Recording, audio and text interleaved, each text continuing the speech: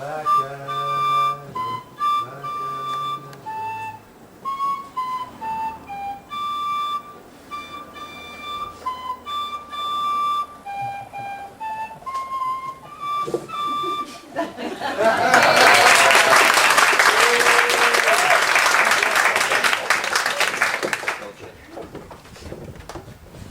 All right, Aldrich, let's try again, shall we? This is called adding. Now, if I have 2 beans, and then I add 2 more beans, what do I have? Some beans. Yes and no. Let's try it. So I have 2 beans, then I add 2 more beans. What does that make? A very small casserole. Baldric, the 8 creatures of the Indus are masterpiece. Let's try it. 1, 2, 3, 4. So how many is that? 3. What? And that one. 3 and that. If I add that one to the 3, then what do I have? Oh, some beans. Yes, Baldric, to you the Renaissance was just something that happened to other people, wasn't it? Edmund, come quickly. The Queen wants to see you. What? I said, Edmund, come quickly.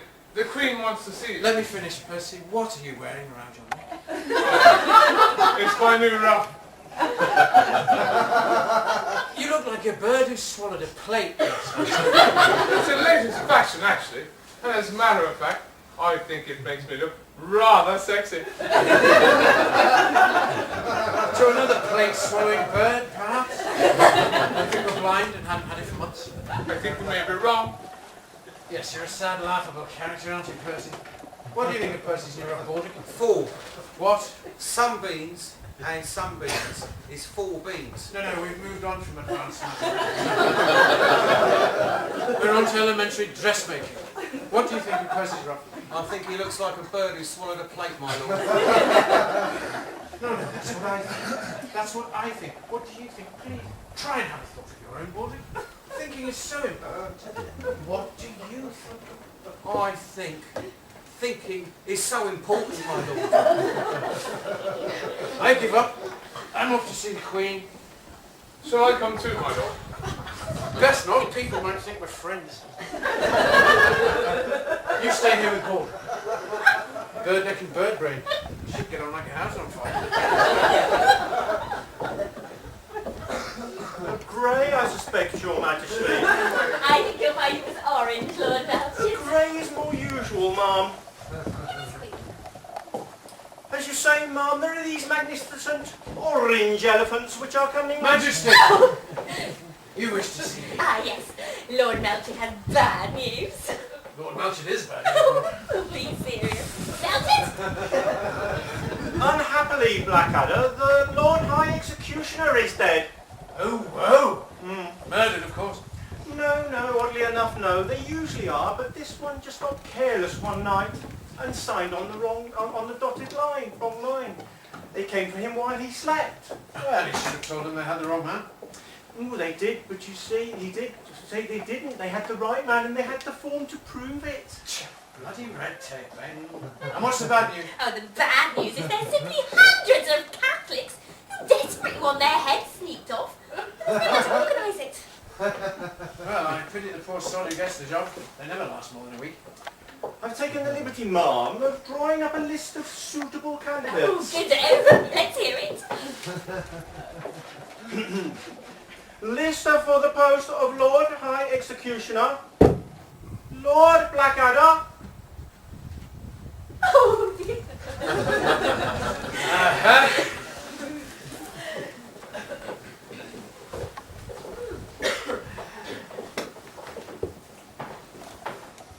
All right. Let's have a look and see who's first into the head basket, shall we? Your quill, Yes, thank you, Percy. Admiral Lord Effingham and Sir Francis Drake on Monday. well, that's your troll crowd. Hmm? Well, sailing enthusiast. Oh yes, better make sure there's a few anchors and things on the souvenir stand. Aye, aye, sir. Never ever try and be funny in my presence. Now, Buckingham and Ponsonby on Friday. Wait a minute. Farrow on Wednesday. Who's Farrow when he's not having coming? Oh, James Farrow, pleasant bloke from Dorchester. Don't know him. Never will either. He goes on Wednesday. It's not right though, is it? But, now that you come to mention it, my lord, there was absolutely no evidence against young Farrow whatsoever. It was an outrageous travesty of justice. No, I mean it's not right that he should go on Wednesday when we could pop him in on Monday. I see. Right, stick him in on Monday. Yeah, 5 dead in 2 days, not a bad start. Oh, Percy, Yes, my lord. the new roof. Better? Yes. The fashion today is towards the tiny, my lord. Well, in that case, Percy, you have the most fashionable brain in London.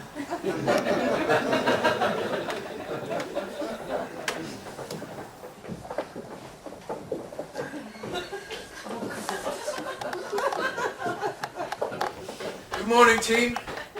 My name is Edmund Blackadder, and I am the new minister in charge of religious genocide. Play straight with me and you'll find me a considerate employer, but cross me and you'll soon discover that beneath this playful, boyish exterior beats the heart of a ruthless, sadistic maniac. And now, my man, you are? Jailer, sir, my lord. Very good. And your name? Ploppy, sir. Ploppy. Yes, sir. Ploppy the jailer. Yes, that's right. Ploppy, son of Ploppy. Ploppy, son of Ploppy the jailer. No, I'm the first Ploppy to rise to be jailer. My father, Daddy Ploppy, known as Ploppy the Slopper. It's from him that I inherited my fascinating skin diseases. Indeed, you are to be congratulated, my friend. For we live in an age where illness and deformity are commonplace, and yet, without a doubt, Ploppy, you are the most repulsive individual I've ever met. Why, I would shake your hand, but I fear it may come off. How many bosses would be that considerate, sir? Thank you, Ploppy, I do my best. And you, woman, if indeed you are a woman. What is your function on death row? I'm the last meal cook, sir. Prisoners may ask me for what they want for their last meal. And you cook for them what they desire. Oh, yes, sir. Providing they ask for sausages.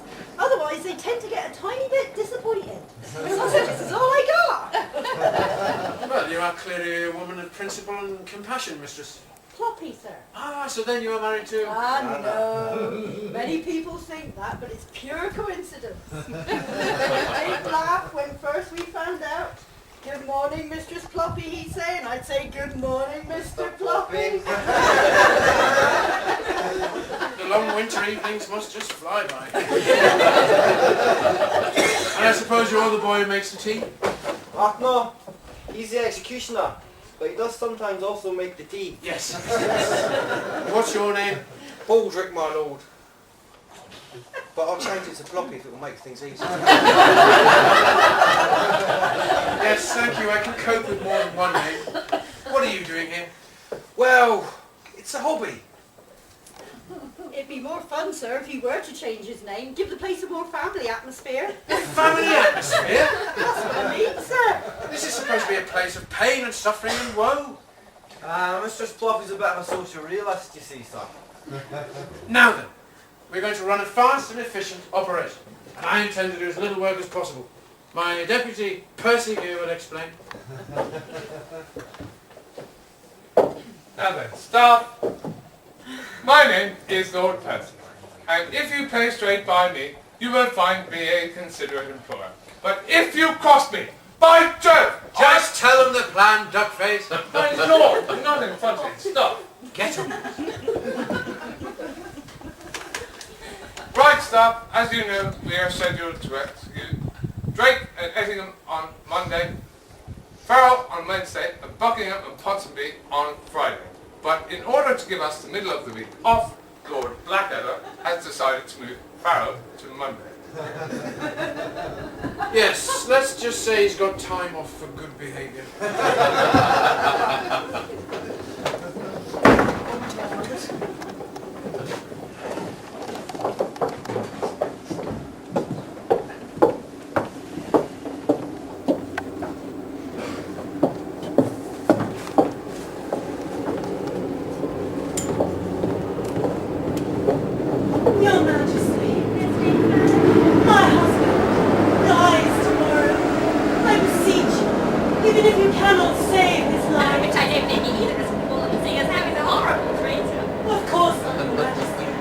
But if he must die, may I see him? But of course. Why does it just go on to the execution with everybody else? No, Majesty, I don't believe she wants to see him die. I believe she wants to see him before he dies. How odd. She hasn't seen him. I wouldn't marry someone I've never seen. You ought to take marriage a little bit more seriously next time. Oh, well, Lady Farrow, crying won't help your husband now. No, ointment, that's what you need when your head's being cut off. That's what we gave your sister Mary when we done her. There, I said, you'll soon grab another one. Nursey. Yes, of course you may see your husband, my dear. And if the horrid old Edmund tries to stop you, you can give him this. It's a warrant for his own execution. Oh, thank you, ma'am. May flights of angels sing you to your rights. Oh yes, I'm sure they will.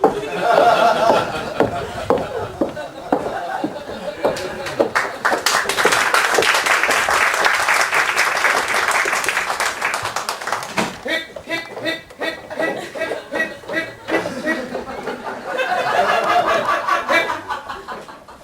So they're all dead, are they? Hip, Lord Queen, Drake, Effingham, Farrell. Excellent. Any interesting last words? Well, Farrell was rather moving, my lord. He stood there gaunt and noble in the early morning mist and said in a loud, clear voice, "My wife might have bloody well turned up." She's probably shacked up with some new pair of tights already. Well, unless Percy has anything to add, you lot can amuse yourselves in whatever foul, depraved way you see fit till Friday. Well, staff, I have some notes on today's show. On the whole, I was impressed. They've gone, Percy. Staff, team.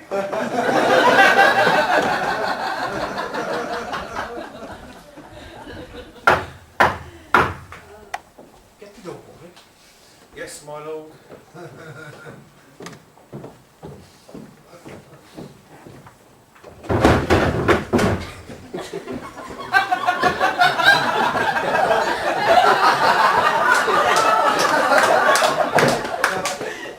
Your door, my lord. Baldric, I advise you to make the explanation you are about to give phenomenally good. You said, get the door. Not good enough, you're fired. Oh, but my lord, I've been in the family since 1532. So has syphilis, now get out. Oh, when I got your door, there was a lady outside to see you. Oh, is she busy? I don't know. What do you think? I don't know, I haven't seen it yet. Make yourself scarce, Baldric. Oh, right. Good evening, Lord Blackadder. Well, it certainly is now. Perhaps you'd like to slip into something more comfortable.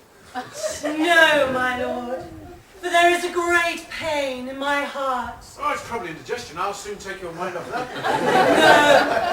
No, it is my husband. Your husband is indigestion. Well, he won't be bothering us then. He dies tomorrow. Oh, come now, you can't die of indigestion. You're over-dramatising. He is to be executed at your order.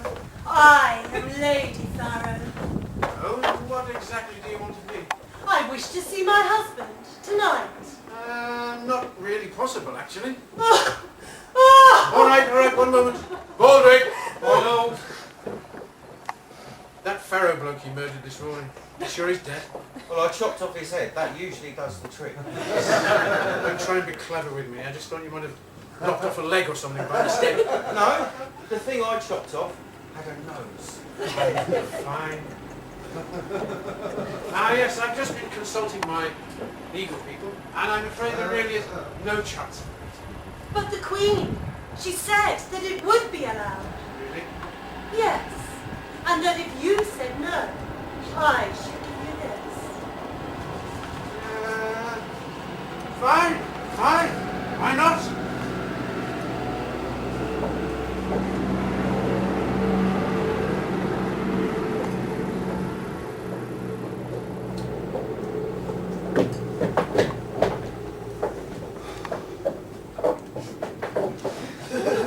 All right, Baldric, have you got all that?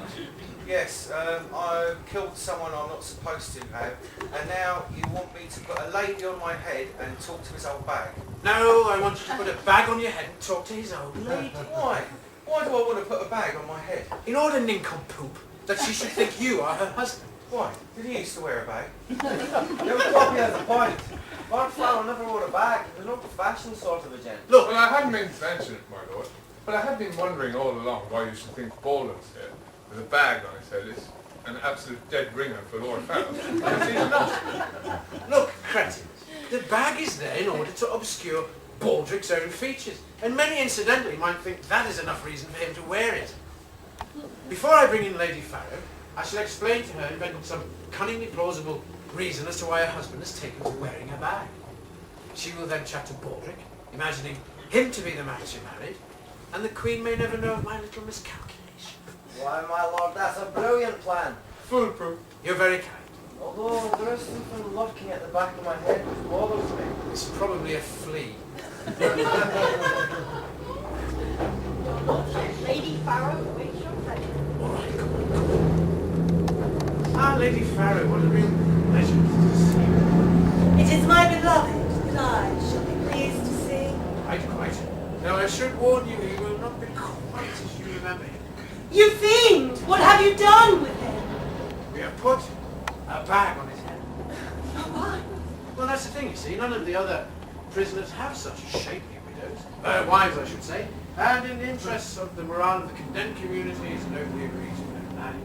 It was either that or have all the other prisoners in there with you. How like him to make such a gesture. Yes. Yes. But I'll just go and see that he's back. Right, Paul, this is it. My lord, Oh, what is it now, Floppy? I've located my nagging doubt. It's a small point, but I now recall Lord Farrell was considerably taller than young Ploppy here, more than a yard in fact. If you want something done properly, you've got to do it yourself, haven't you? Anything else I should know? Oh yes, and a very deep voice. Big, deep, booming voice. Quite like mine then. No, he had a big, deep, booming voice. Mine's quite deep. No like his. And in fact, Lord Farrell was even taller than you, my lord. He was a giant of a man. Right, don't rub it in. Percy, you'd better go and have another word with her. Go on. Sorry for the delay, madam. As you know, you are about to meet your husband, whom you will recognise on the account of him having a bag on his head. Why, I should know my darling anywhere. There are a couple of other things. I am prepared for the fact that he may have lost a little bit of weight. And some height. In fact, you'll probably hardly recognise him at all. You'll be telling me his arm's grown back next. Just a sec. He's only got one arm! That's right. Well, I'll just tuck it behind the cloak. Which one? Which one?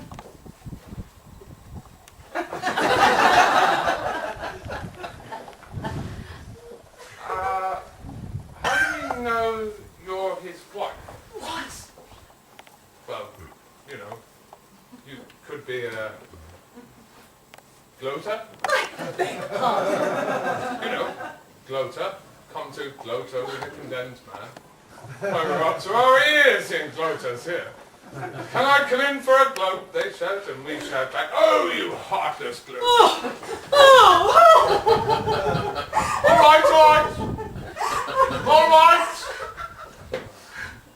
I believe you're his wife, if you can tell me which arm he has got. His left, of course. Now let me see my husband. It's the left. Gloaters. Luckily. Gloaters. Gloaters, you really are a prat, aren't you? Now look. In 2 minutes you come and interrupt us, all right? No more than 2 minutes, otherwise I'm in real trouble. And don't forget, because we're not at home to Mr. Cock-up. correct. Remember the voice, my lord. Yes, yes, yes, yes, yes. Enter. James, My darling. how are you? Oh, fine, fine. The food's not bad, apart from the sausages. Your voice is somehow different. Oh? How? Not as deep nor as booming as once it was. that, Becca? Oh, my darling. Oh, call me by that name.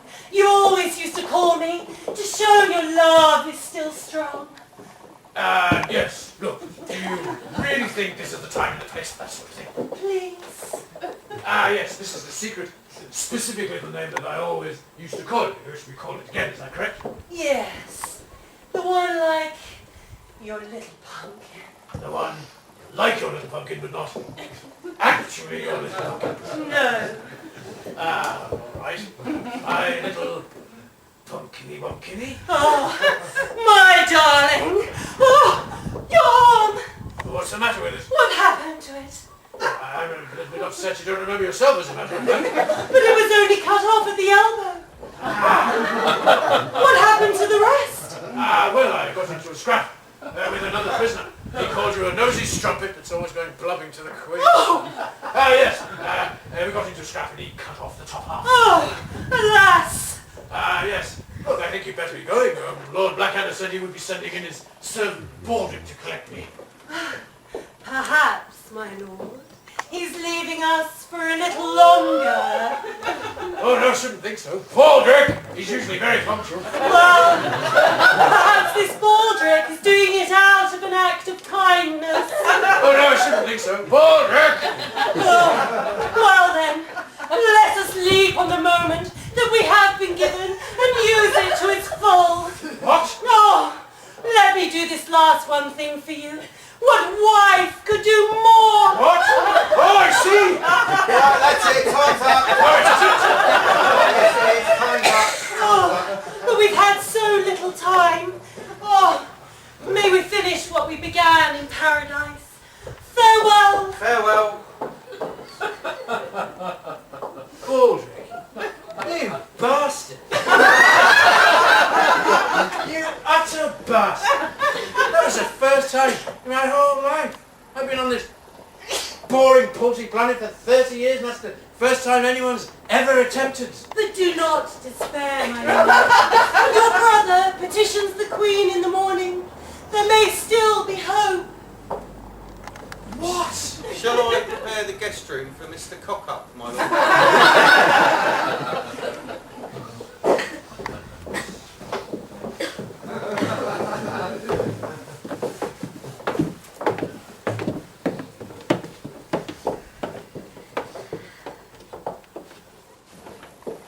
Your Majesty! Oh, about this Pharaoh bloke. I won't let him off. Oh, no, you can't. He's a complete cad of the first water. A card is not a word for princes, Lord Blackadder. How very true, Majesty. Anyway, I won't be argued with, will I, Mercy? Oh, well, sometimes, my darling, when you want to be very, very naughty, no, you won't be argued with her.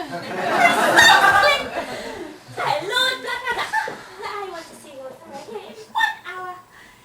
Meanwhile, I will spend the time visiting my old friend Lord Ponsonby, who I believe I had killed on Friday. Come along, Mercy. Let's go and see if there's any good heads in Traitor's Cloister on the way. Percy, Yes, my lord. this is a very difficult situation. Yes. Someone's for the chop. You or me, in fact. Space fact, Percy. It's you. Except I may have a plan, my lord. Oh, yes. How about if we get Lord Pharaoh's head and body, and we take it to the Queen, only just before we get in, we start shouting and screaming, and say, we were just on our way, when he said something traitorous, so we decided to chop his head off in the corridor, just to teach him a lesson. Pathetic. Absolutely pathetic. Contemptible. Worth a try. What did we do with the head? It's on a spike in Traitor's Cloister, my lord. God, that's where the Queen's gone. Did she know Pharaoh? Oh yes, they were childhood friends.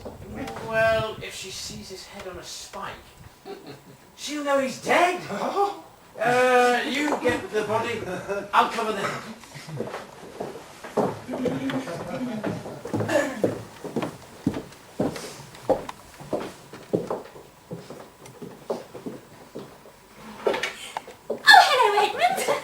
Look, I'm sorry I snapped at you just now. You know, I'm really rather keen on you, don't you? Oh, yes, ma'am. as you were on Essex. Exactly. Right up until the point he had his head cut off. Oh, he didn't mind that. He knew it was only little me. And I must say, his head did look jolly super on its spine. There no heads on spikes today? No, Mum. No. We're training a new executioner and he's very immature. Takes him forever. Slash, slash, slash. By the time it's finished, you don't so much need a spike as a toast rack. Must be able to say bye-bye to Ponsonby. Would you care to stroll with me a while? Just if you've got the time, if you're not too busy. Oh, sorry, Mum. Affairs at office. I said, would you care to stroll with me a while? Just if you've got the time, if you're not too busy. Majesty, it would make the decade worthwhile. Yes, and in Genoa. It is now the custom to stand in to pin a live frog to the shoulder braid and stand in a bucket and go bibble at passers-by. Oh, our Italian cousins. Yes. Yes. Now, if you'll excuse me, Mum, I really do have some rather pressing matters to attend to. Oh, certainly, Edmund. But first, take my hand. Tell me you forgive my former shop.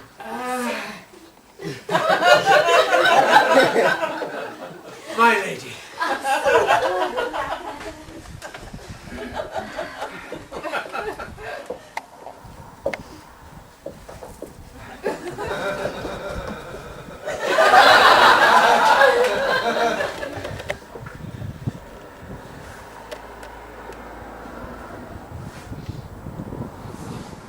Well, I've got the body, my lord, and I can see you've got the head. Yes, but look, Percy, no one's going to believe you've just cut it off. It's gone green. We're doomed. Doomed! Oh, wait a moment. That's not Farrell. It That's Ponsonby. Ponsonby? That genius Baldrick's killed her own bloke. And Farrow's alive and well and was saved. Hurrah! As soon as the Queen gets back from visiting Ponsonby, we're... Oh, doomed!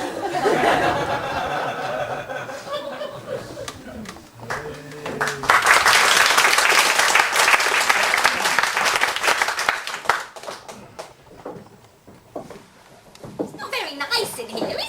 Oh no, my darling, it's not meant to be, my little pipette. All the nasty people that don't like you live here. I suppose so. It's smelly too, though, isn't it? Oh, well, of course, I'm used to that now. When you were a little baby. Shut up, Nursey. You? Oh, no, not you. Not too repulsive. You? Yes, your Royal Majestic Highness. Bring in Lord Ponsonby. Yes, your Royal Majestic thing. It's strange that Ponsonby turned out to be a traitor. You think he'd have problems enough, what with that hunch and really having one leg? That terrible speech problem. Your Majesty, Lord Ponsonby.